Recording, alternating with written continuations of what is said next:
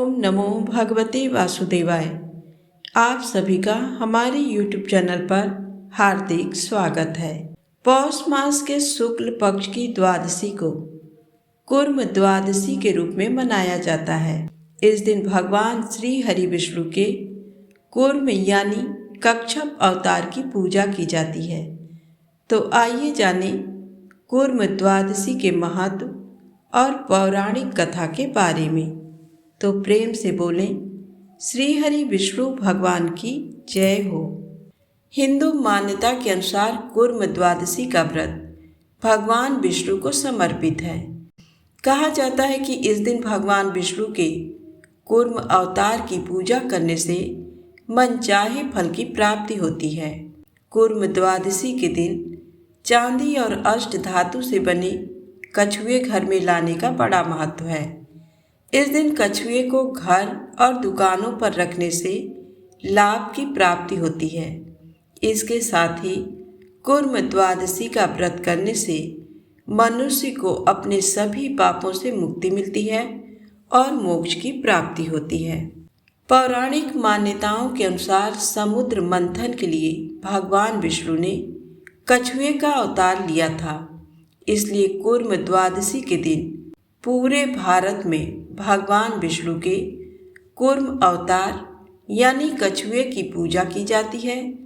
इस दिन महिलाएं और पुरुष दोनों व्रत करते हैं और साथ ही भगवान विष्णु के कूर्म अवतार की पूजा करते हैं।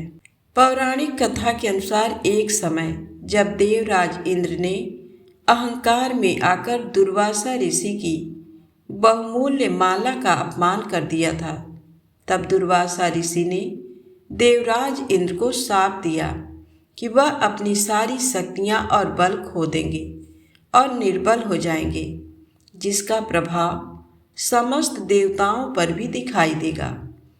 कुछ समय बाद दुर्वासा ऋषि के श्राप के कारण देवराज इंद्र के साथ साथ सभी देवताओं ने अपनी शक्तियां खो दी। इस बात का फायदा उठाकर दैत्यराज बलि ने देवताओं पर आक्रमण कर दिया और देवताओं को हराकर स्वर्ग पर कब्जा कर लिया। उसके बाद से दैत्यराज बलि का राज तीनों लोकों पर हो गया। इससे हर तरफ हाहाकार मच गया।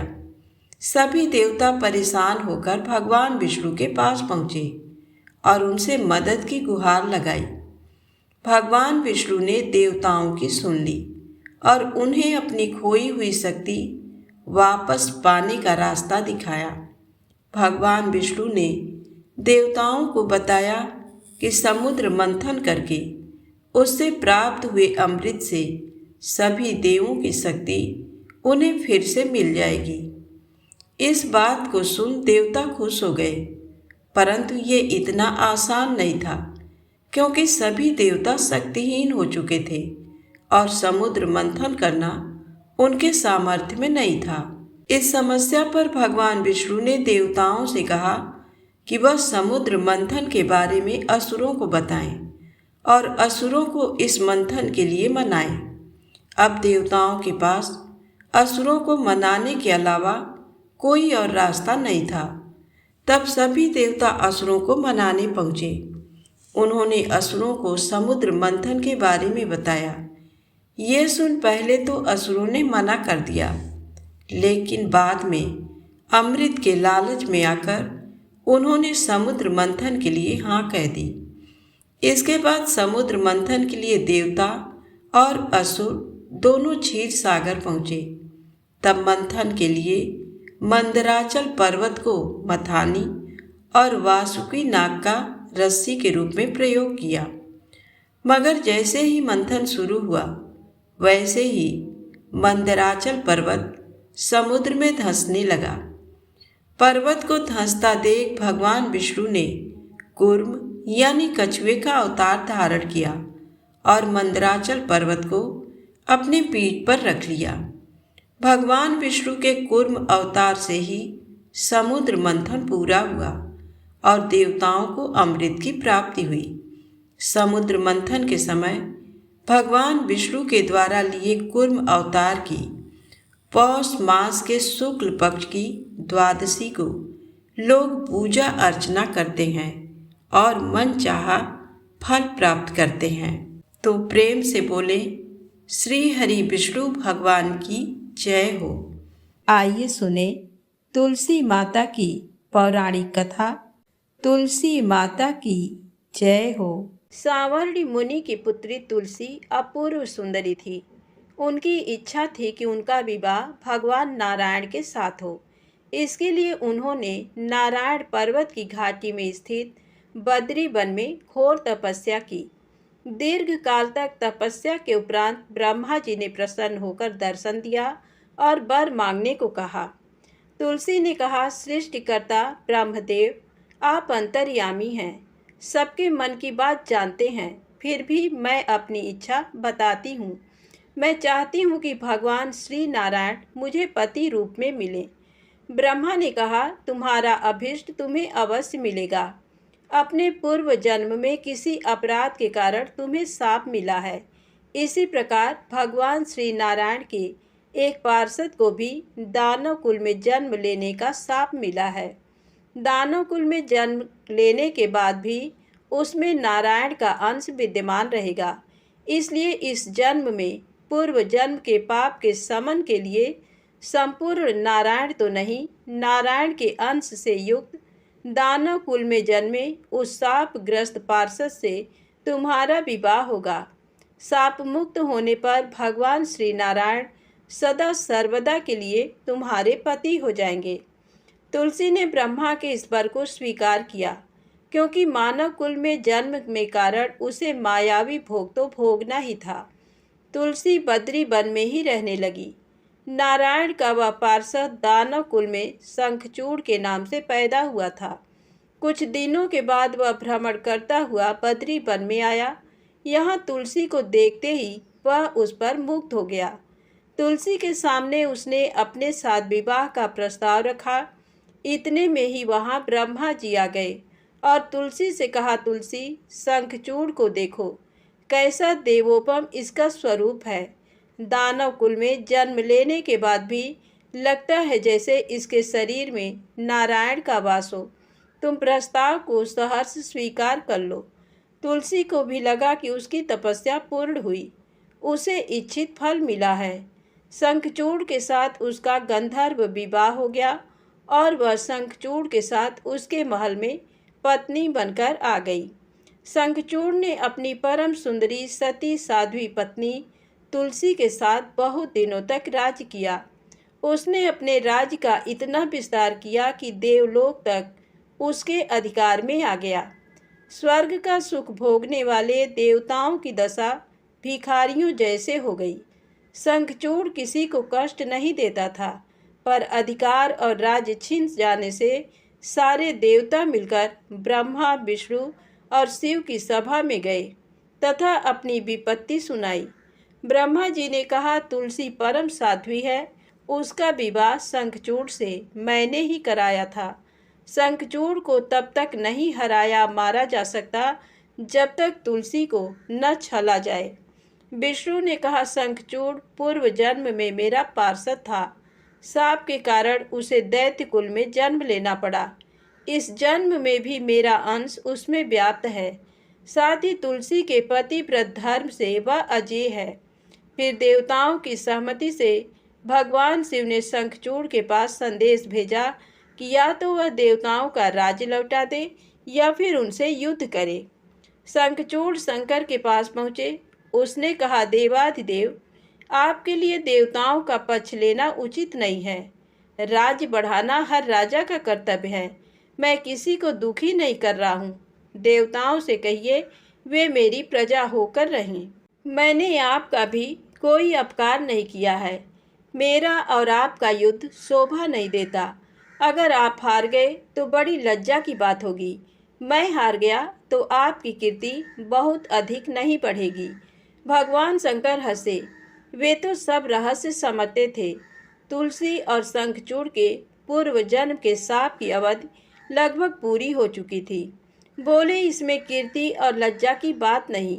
तुम देवों का राज्य लौटाकर उन्हें उनके पद पर प्रतिष्ठित होने दो। युद्ध से बचने का यही एक उपाय है।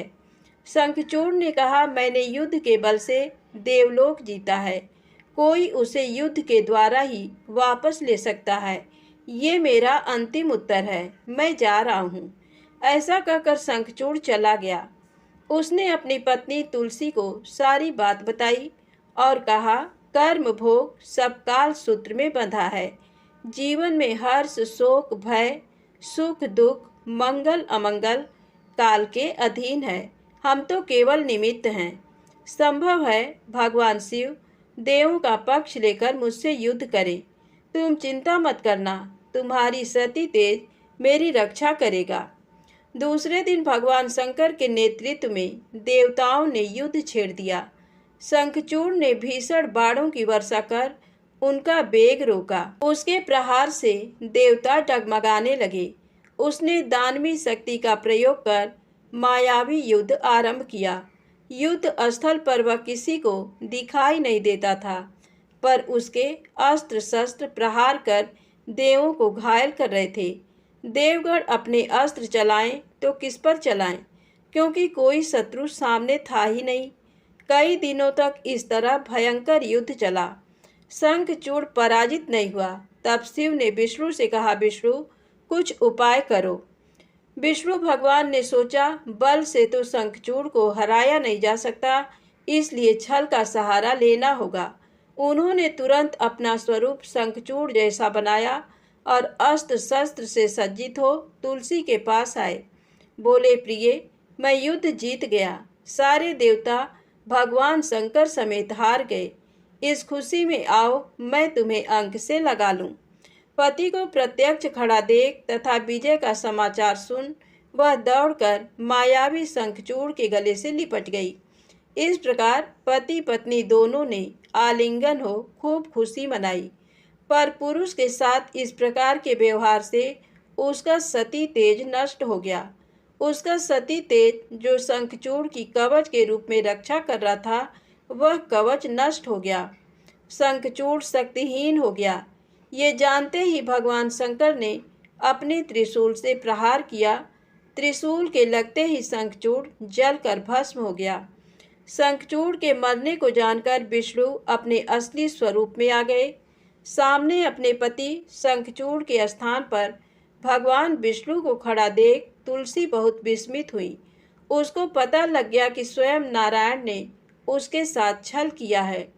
क्रोध में आकर उसने शाप दिया, एक सती स्त्री का सतीत्व भंग करने के अपराध में तुम हृदयहीन पत्थर हो जाओ। विष्णु ने तुलसी के शाप को सिरोधार्य कर कहा, देवी, तुम्हारे तथा शंखचूड़ के कल्याण के लिए मुझे ऐसा करना पड़ा। तुम दोनों को शाप मुक्त करना था। तुम भी अब शरीर त्याग कर तुलसी बिरवा के रूप में जन्म लोगी और मेरी पूजा तुलसी दल से होगी। मैं सालग्राम पत्थर बनूंगा। मेरे शीश पर तुम आदर से विराजमान होगी। तुम्हारे पति की हड्डियों के चूर्ण से शंख की उत्पत्ति होगी। उस शंख ध्वनि से देवताओं तथा मेरी पूजा आराधना होगी। जहाँ शंख ध्वनि होगी वहाँ मंगलमय मैं विराजमान रहूँगा। तुमने पूर्व जन्म में बद्री वन में मुझे पाने के लिए बड़ी तपस्या की थी। अब अगले जन्म में मैं नारायण प्रस्तर के रूप में बद्रीनाथ वन में स्थापित होऊंगा और मेरी पूजा अर्चना फल फूल से न होकर तुम्हारे तुलसी दल से होगी। मेरे शीश पर विराजमान होकर तुम मुझसे भी ऊंचा पद प्राप्त करोगी। तो प्रेम से बोले, विष्णु भगवान की जय हो, तुलसी माता की जय हो। अब आइए सुने राजा अम्बरीश के एकादशी व्रत निष्ठा की कथा। राजा अम्बरीश राजा नाभाग के पुत्र थे। वह 7 द्वीपों के राजा थे। वह बहुत ही ब्रह्मज्ञानी और विष्णु भक्त थे। वह भगवान विष्णु की कथाएं सुनते और मंदिरों में दर्शन करने जाते। विष्णु भक्ति के आगे वह घर, स्त्री, पुत्र, धन धान्य सब कुछ तुच्छ समझते थे। एक बार भक्तवर अम्बरीश की अपूर्व भगवत भक्ति पर एक राजकुमारी लुप्त हो गई। उसने निश्चय किया कि मैं उन्हीं को अपने पति के रूप में वरण करूंगी। अपना दृढ़ विचार उसने पिता के समक्ष उपस्थित कर दिया।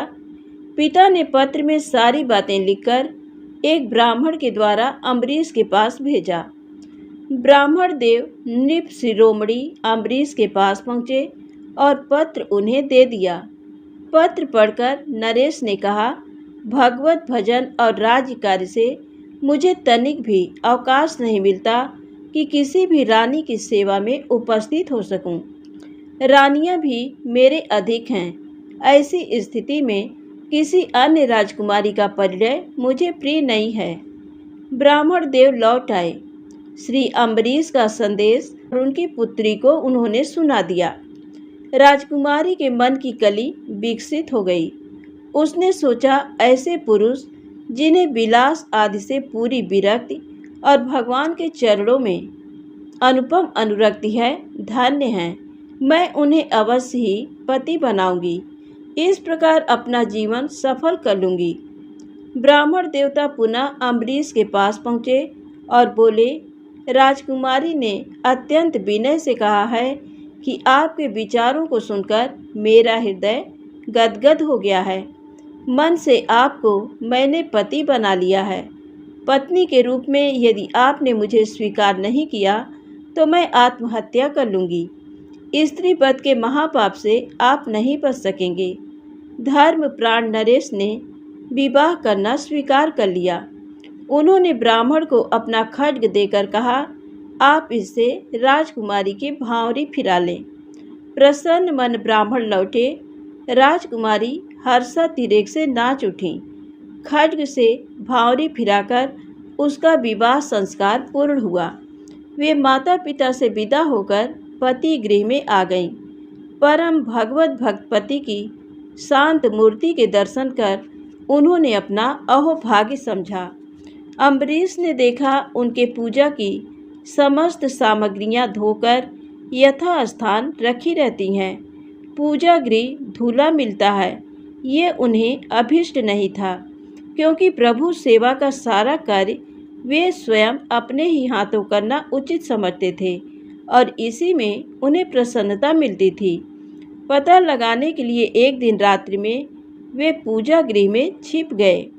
एक प्रहर रात रहते ही नई रानी ने वहां प्रवेश किया और पूजा के पात्र मलने लगी।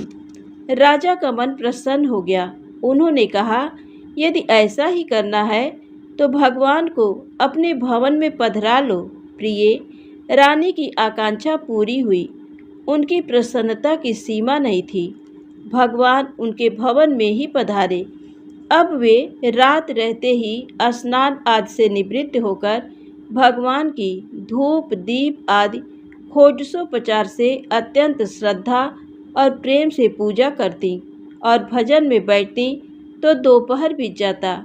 उन्हें खाने पीने की कुछ सुध ही नहीं रहती। दासियों के बार बार के आग्रह पर वे भजन से उठ पाती। ये समाचार अम्बरीश ने भी सुना। दूसरे दिन सूर्योदय के समय ही वे छोटी रानी के पूजा गृह में आए। उन्होंने देखा, रानी ने भगवान को अत्यंत सुंदर ढंग से सजा रखा है। धूप की मधुर सुगंध उड़ रही है। घृत दीप जल रहा है। रानी पद्मासन लगाए भगवान के सामने बैठी हैं। मधुर स्वर में बीड़ा के तार झनझना रहे हैं और भजन की मधुर स्वर लहरियाँ बीड़ा के तारों के स्वरों में विलीन होती जा रही हैं। रानी की तन्मयता, स्वर्गीय भजन, अद्वितीय प्रभु प्रेम अम्बरीश पीछे खड़े खड़े देख रहे थे। भजन समाप्त हुआ। शरीर की छाया देखकर रानी ने पीछे सिर घुमाया तो पति देव को देखा। उनके स्वागत के लिए वे उठने ही वाली थी कि अत्यंत प्रेम से अम्बरीश ने कहा, प्रिय, मेरे स्वागत की आवश्यकता नहीं है। वही भजन फिर सुनाओ। रानी के सौभाग्य का क्या कहना। पति देव रीझ चुके थे। परम पिता को रिझाना था। बीड़ा उठी। पतली अंगुलियां तारों पर थिरकने लगीं। मधुर स्वर लहरी में थिरकता हुआ भजन अम्बरीश को बेसुध कर रहा था। वे समाधिस्थ से हो गए थे। उनकी आंखें बरस रही थी। उस दिन से प्रतिदिन नियम पूर्वक भक्तवर अम्बरीश अपनी छोटी रानी के पास प्रातःकाल ही आ जाते। भजन पूजन में कभी कभी दिन का दिन निकल जाता। वे रानी को अत्यंत प्यार करने लगे। भजन पूजन से राजा प्रसन्न होते हैं, ये सोचते ही अम्बरीश की समस्त रानियां खूब विधि और प्रेम से अपने अपने भवन में भगवान का विग्रह पधारकर पूजन करने लगीं। समस्त रानियां प्रभु के भजन में तल्लीन हो गईं। राजा की प्रसन्नता भगवत भजन में है, ये समाचार समस्त प्रजा में फैल गया। फिर क्या था, राज्य की समस्त प्रजा भगवान की भक्ति करने लगी। राजा रानी और समस्त प्रजा के प्राण भगवान बन गए। भगवान की कृपा सब पर बरसने लगी। धन्य अम्बरीश और धन्य उनकी भक्ति। राजा अम्बरीश ने एक बार अपनी पत्नी के साथ श्री कृष्ण को प्रसन्न करने के लिए वर्ष की सभी एकादशियों के व्रत का नियम किया। वर्ष पूरा होने पर पारण के दिन उन्होंने धूमधाम से भगवान की पूजा की, ब्राह्मणों को गोदान किया। ये सब करके जब वे पारण करने जा रहे थे, तभी महर्षि दुर्वासा शिष्यों सहित पधारे। राजा ने उनका सत्कार किया और उनसे भोजन करने की प्रार्थना की। दुर्वासा जी ने राजा की प्रार्थना स्वीकार कर ली और स्नान करने यमुना तट पर चले गए। द्वादशी केवल एक घड़ी शेष थी। द्वादशी में पारण न करने से व्रत भंग होता। उधर अतिथि से पहले भोजन करना अनुचित था। ब्राह्मणों से व्यवस्था लेकर राजा ने भगवान के चरणोदक से पारण कर लिया और भोजन के लिए ऋषि की प्रतीक्षा करने लगे। दुर्वासा जी ने स्नान करके लौटते ही तपोबल से राजा के पारण करने की बात जान ली। वे अत्यंत क्रोधित होते हुए बोले, मेरे भोजन के पहले इसने पारण क्यों किया? उन्होंने मस्तक से एक जटा उखाड़ ली और उसे जोर से पृथ्वी पर पटक दिया। उससे कालाग्नि के समान कृत्या नाम की भयानक एक राक्षसी निकली और तलवार लेकर राजा को मारने दौड़ी। राजा जहाँ के तहाँ स्थिर खड़े रहे। उन्हें तनिक भी भय नहीं लगा। वे तो सर्वत्र सब रूपों में भगवान को ही देखते थे। उन्हें तो कृत्या भी भगवान ही दिखती थी, परंतु भगवान का सुदर्शन चक्र, जो भगवान की आज्ञा से पहले से ही राजा की रक्षा में नियुक्त था, उसने पलक मारते कृत्या को भस्म कर दिया और दुर्वासा की ओर दौड़ा। अपनी कृत्या को इस प्रकार नष्ट होते और ज्वाला में कराल चक्र को अपनी ओर आते देख दुर्वासा जी प्राण लेकर भागे। इंद्र आदि लोकपाल तो उन्हें क्या शरण देते। स्वयं ब्रह्मा जी और शंकर जी ने भी आश्रय नहीं दिया। दया करके शिव जी ने उनको भगवान के ही पास जाने को कहा। अंत में वे बैकुंठ गए और भगवान विष्णु के चरणों पर गिर पड़े। दुर्वासा ने कहा, हे शरणागत वत्सल, हे ब्राह्मण्य देव, हे आर्त जन रक्षक, मेरी रक्षा करो। प्रभु ने कहा, महर्षि, मैं स्वतंत्र नहीं हूँ, मैं अपने भक्तों के पराधीन हूँ। अतएव ऋषिवर, आप उन महाभाग नाभाग तनय अम्बरीश के ही पास जाएं, वहीं आपको शांति मिलेगी। इधर राजा अम्बरीश बहुत ही चिंतित थे। उन्हें लगता था कि मेरे ही कारण दुर्वासा जी को मृत्यु भय से ग्रस्त होकर भूखे ही भागना पड़ा। ये सोचकर वे केवल जल पीकर ऋषि के लौटने की पूरे 1 वर्ष तक प्रतीक्षा करते रहे। वर्ष भर के बाद दुर्वासा जी जैसे भागे थे, वैसे ही भयभीत दौड़ते हुए आए और उन्होंने राजा का पैर पकड़ लिया। ब्राह्मण के द्वारा पैर पकड़े जाने से राजा को बड़ा संकोच हुआ। उन्हें दुख में देखकर राजा अम्बरीश को बहुत दुख हुआ। भगवान विष्णु के सुदर्शन चक्र को शांत करने के लिए राजा अम्बरीश ने स्तुति की। स्तुति सुनकर सुदर्शन चक्र शांत हो गए और वापस लौट गए। दुर्वासा ऋषि भी सुदर्शन चक्र के ताप से मुक्त होकर सुखी हो गए। दुर्वासा ऋषि ने राजा को आशीर्वाद दिया और कहने लगे, आप धर्मात्मा और दयालु हैं। आपने मेरी दुष्टता को भुलाकर मेरी रक्षा की। दुर्वासा ऋषि को सुदर्शन चक्र के भय से मुक्ति में 1 वर्ष व्यतीत हो गया, लेकिन राजा अम्बरीश दुर्वासा ऋषि की प्रतीक्षा में 1 वर्ष तक केवल जल ही पीकर रहे। सुदर्शन चक्र से मुक्ति के पश्चात उन्होंने दुर्वासा ऋषि को भोजन करवाकर तृप्त किया और दुर्वासा ऋषि की आज्ञा के बाद उन्होंने फिर भोजन किया। उसके पश्चात दुर्वासा ऋषि अपने लोक चले गए। राजा भक्ति के साथ राज्य करने लगे। राजा अम्बरीश के इस प्रसंग को सुनने पढ़ने से भगवान विष्णु की कृपा प्राप्त होती है। प्रेम से बोले विष्णु भगवान की जय हो। आइए सुने श्रीहरि के नाम की महिमा। एक वृद्ध महिला एक सब्जी की दुकान पर जाती है। उसके पास सब्जी खरीदने के पैसे नहीं होते। वो दुकानदार से प्रार्थना करती है कि उसे सब्जी उधार दे दे, पर दुकानदार मना कर देता है। उसके बार बार आग्रह करने पर दुकानदार खींच कर कहता है, तुम्हारे पास कुछ ऐसा है जिसकी कोई कीमत हो तो उसे इस तराजू पर रख दो, मैं उसके वजन के बराबर सब्जी तुम्हें दे दूंगा।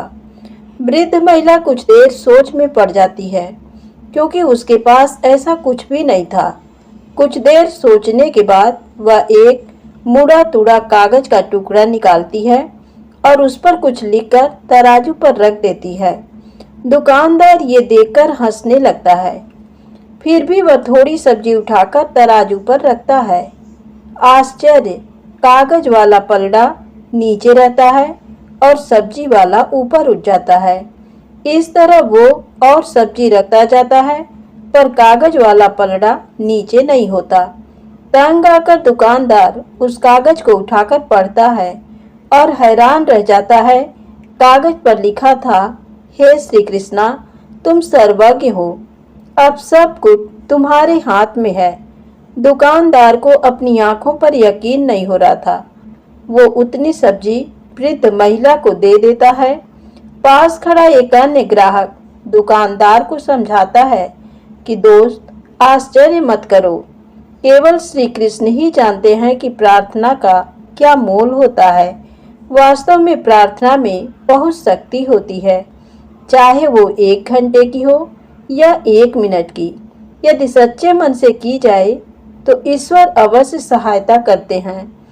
तो प्रेम से बोलें, राधे राधे, जय श्री कृष्णा। अब आइए सुने गणेश जी की कथा। एक बार श्री गणेश जी पृथ्वी लोक पर भ्रमण करते हुए किसी के खेत में से अनाज के 12 दाने चख लेते हैं। गणेश जी को मन में विचार आता है कि हमने इस खेत से जो दाने ले लिए हैं, इस व्यक्ति के हम कर्जदार हो गए, अतः हमें उसकी सेवा करनी चाहिए। खेत किसी सेठ का था। गणेश जी सेठ के दानों का ऋण चुकाने के लिए वहां पर नौकर बनकर रह गए। श्री गणेश जी 12 दानों के लिए सेठ जी के नौकर बन गए। एक दिन सेठानी शौच जाकर राख से हाथ धोने लग गईं। तब गणेश जी ने उसके हाथ से राख छीन ली और मिट्टी से हाथ धुलवा दिए। तब सेठानी बहुत नाराज हुई और सेठ जी से जाकर बोली कि इस लड़के ने मेरा हाथ मरोड़ दिया, आपने ये कैसा नौकर रखा है। सेठानी को गुस्से में देखकर सेठ जी ने गणेश को बुलाया और कारण पूछा तो गणेश जी बोले, सेठानी जी राख से हाथ धो रही थी, जिससे रिद्धि सिद्धि चली जाती हैं, जबकि मिट्टी से हाथ धोने से घर में रिद्धि सिद्धि का वास होता है। मैंने तो ये सीख दी है। तब सेठ जी ने सोचा, गणेश है तो बहुत समझदार। थोड़े दिनों के बाद कुंभ का मेला आया। तब सेठ जी ने गणेश को बुलाकर कहा कि अपने सेठानी के साथ में चले जाओ और इनको कुंभ नहलाकर लेकर आओ। गणेश जी सेठानी के साथ चले गए। वहां पर सेठानी एक किनारे पर बैठकर नहाने लगी। तब गणेश जी उनको पानी के भीतर लेकर नहलाकर ले आए, अर्थात डुबकी लगाकर ले आए। तब सेठानी बहुत नाराज हुई और घर पर आकर सेठ जी से बोली, आज तो गणेश ने मेरी इज्जत ही ले ली। सब लोगों के सामने मुझे गठित कर अंदर ले गया और पानी में नहलाया।